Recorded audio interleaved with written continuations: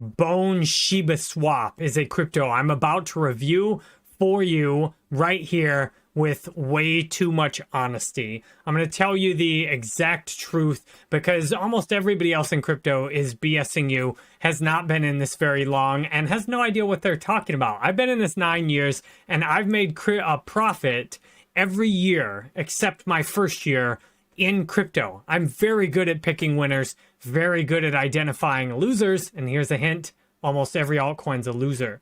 And yet, I hope every time I review a coin that I've found another winner. So I'm going to do in real time a review, as I know almost nothing about Bone shibaswap except that it's a part of the Shiba Inu ecosystem.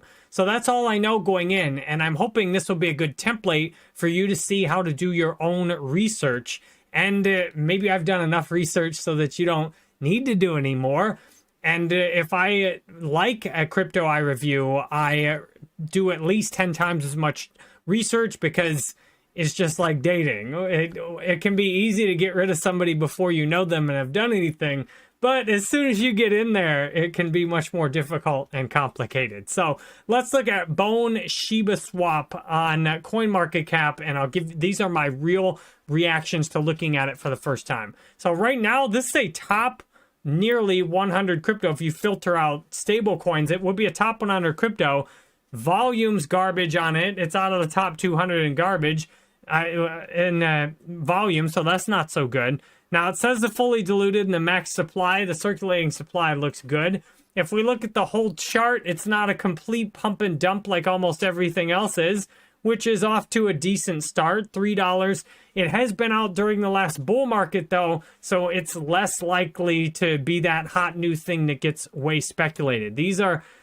See how fast we go through these first impressions? Now, let's scroll down here. It is down 97% from its all-time high, which must have been immediately when it launched, and possibly before it even got put on CoinMarketCap. Sad for all the naive crypto investors that got ripped off buying this that high, but that's crypto. Almost every altcoin you buy is going to cost you money, especially in a bull market. Oh boy, it's an ERC20 token. I mean, I had a feeling, but I hoped it wasn't, because I personally do not invest at all in the Ethereum ecosystem. People have been ripped off more in the Ethereum ecosystem than anywhere else in crypto. ERC20 tokens are some of the very worst investments because of gas fees, and because they usually have no real long-term value or utility.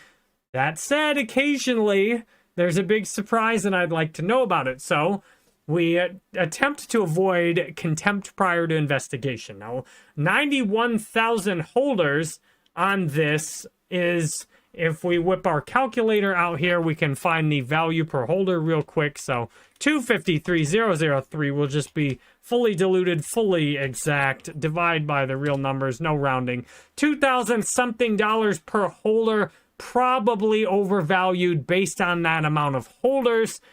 However, I see a lot worse out of most altcoins. So let's take a look at the token holders chart. This will often tell you what a pile of dump the altcoin you're looking at is quickly.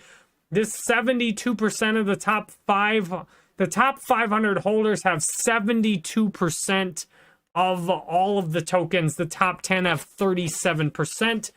Comparison, Bitcoin, the top holder has 2%, whereas the top holder in this has 10%, and that's why I love Bitcoin. So if you're going to look at an altcoin, you should compare it to Bitcoin. So if you look at the top 100 Bitcoin addresses, they own 18%, and that represents billions of dollars in the top 100 Bitcoin addresses. Top 100 on this, 59%. So by comparison, fairly centralized pile of crap, but compared to other altcoins, not nearly as centralized as a lot of the other ones are. Still, the top 500 holding this much means you're almost certain to get dumped on whenever the price pumps, which means the price pump potential is generally going to be greatly limited, because you both have quantity of holders that can dump and a relatively small amount of holders that can kill it all by itself. So I generally do not invest in anything with these kinds of metrics, and that's why most of my money goes into Bitcoin, because there's just so much limited potential when you've got a small amount of wallets that hold the majority of the supply.